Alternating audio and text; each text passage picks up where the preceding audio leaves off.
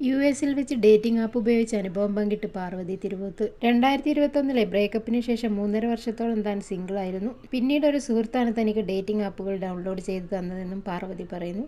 പിന്നാലെ യുഎസിൽ പോയപ്പോൾ ആപ്പ് വഴി ഒരാളെ കണ്ടെത്തുകയും ഡേറ്റിന് പോവുകയും ചെയ്തുവെന്നാണ് പാർവതി പറയുന്നത്. 2024 ജൂൺ വരെ ഞാനൊരു ഡേറ്റിംഗ് ആപ്പിലും ഉണ്ടായിരുന്നില്ല.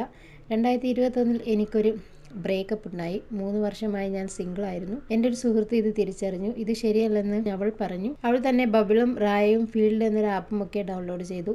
ഞാൻ കണ്ടതിൽ ഏറ്റവും സത്യസന്ധമായ ആപ്പായിരുന്നു അത്, പാർവതി പറയുന്നു. ഞാൻ LAയിൽ ഒരു വർക്കുമായി ബന്ധപ്പെട്ട് പോയതായിരുന്നു. ഫീൽഡ് ട്രൈ ചെയ്ത് നോക്കണം എന്ന് തോന്നി. അങ്ങനെ ഞാൻ കാഴ്ചയിൽ നോർമലായ ഒരാളെ കണ്ടെത്തി. മെസ്സേജ് അയച്ചു. എനിക്ക് ഡേറ്റിംഗ് ആപ്പിൽ സംസാരിച്ച് പരിചയമൊന്നുമില്ല.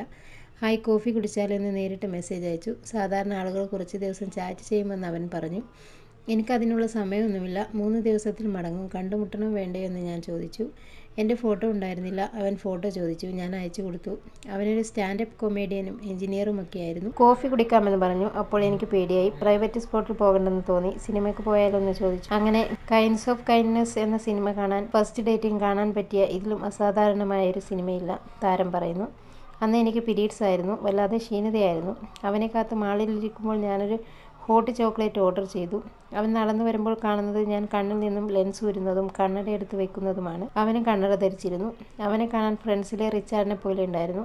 ഞങ്ങൾ വേഗത്തിൽ തന്നെ സംസാരിച്ചു തുടങ്ങി. വളരെ നല്ല സമയമായിരുന്നു അത്. 8 മണിക്കൂർ ഒരുമിച്ച് ചിലവിട്ടു. തിരികെ എന്നെ ഹോട്ടലിൽ ഡ്രോപ്പും ചെയ്തു. ഇതാദ്യമായിട്ടാണ് എന്നെ ഒരാൾ ഡേറ്റിന് കൊണ്ടുപോകുന്നത്, പാർവതി പറയുന്നു.